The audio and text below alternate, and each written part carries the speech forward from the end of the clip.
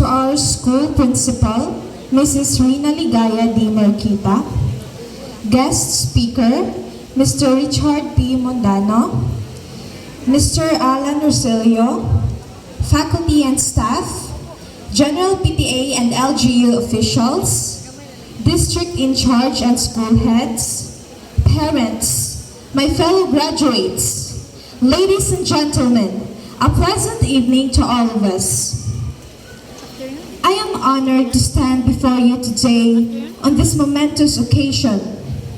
Today marks the end of one journey and the beginning of another. As we move on to the next chapter of our lives, I want to take a moment to reflect on all that we have accomplished.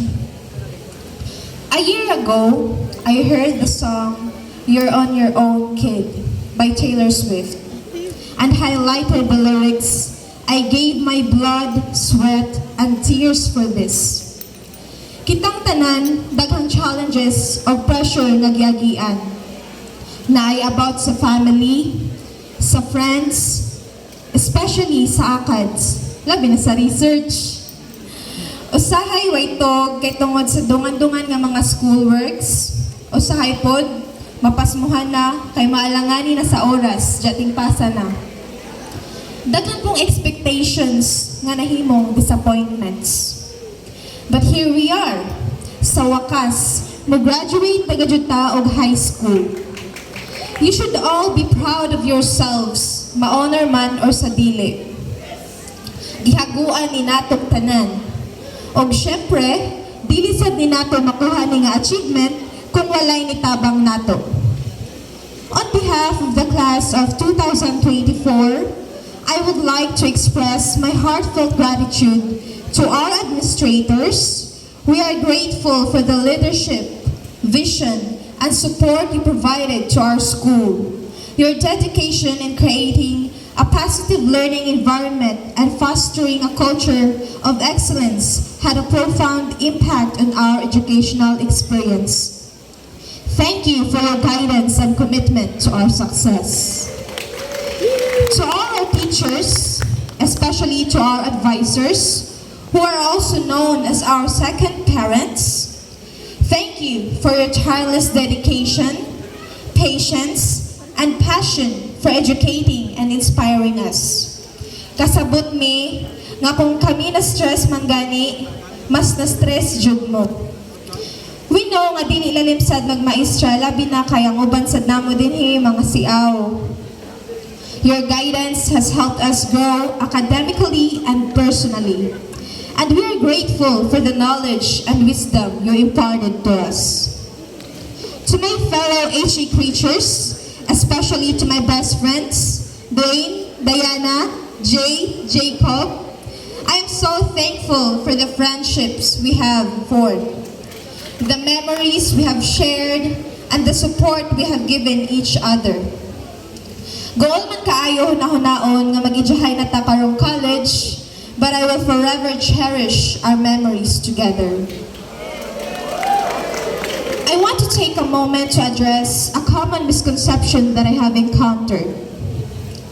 There are those who underestimate the home economic strand. Kesyo, magluto-luto ra daw mi, or mag-housekeeper ra, dili jud mawa ang word nga ra. Nasad ko'y nadunggan nga mag-home ikananay ra daw mi. I want to correct this misunderstanding and emphasize that we all have different skills and talents. Just because home economics may not align with traditional academic subjects, it does not diminish its significance. It is time to recognize and appreciate the diversity of skills that each individual possesses. Who knows, basino sa namo buhon na anay successful owner sa restaurant or bake shop, di ba, Jay Dayagit? Or magtrabaho na sa cruise ship or 5-star hotel. Huwag yun nakahibaw sa future. To our parents, we cannot express enough gratitude for the love, sacrifices, and support you have given us throughout our academic journey. Your encouragement, guidance, and belief in us have been the foundation of our success. Kung unsay mga achievements namo karon, na-achieve na namo kay tungod sa inyong always nga pagsuporta namo. Kung dili tungod sa inyong pagsakripisyo, dili may maka-experience ani nga graduation. And now, allow me to thank my greatest inspirations. To my mama and papa, salamat kaayo sa walay undang nga pagsuporta naho. I love you, ma, pa. Puhuan power ako. Most importantly, let us give praise and glory to our Almighty Father for the gift of life, wisdom, and love. We thank you, Lord, for another fruitful and successful school year filled with hope, joy, and learning amidst our current predicament, while another chapter of our lives has now comes to an end and another one slowly begins. My fellow graduates, I know that some of you may be feeling confused about which course to pursue in college. My advice to you is to follow your passion and choose a course that truly resonates with your interests and aspirations, regardless of what others may say. It is essential to prioritize your own passion and fulfillment in your academic journey. Remember, success and satisfaction comes from pursuing what you love and excel in. As we embark on this new journey, we have to remember a few things. First, never stop learning. The world is constantly changing, and we must adapt and evolve to stay ahead. Second, always believe in ourselves. We are capable of achieving anything. And finally, never forget the importance of giving back.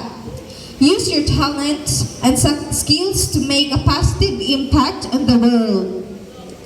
So as we leave here today, I want you to take with you the sense of pride, sense of purpose, and sense of possibility. You have the power to change the world. Go out there and make it happen.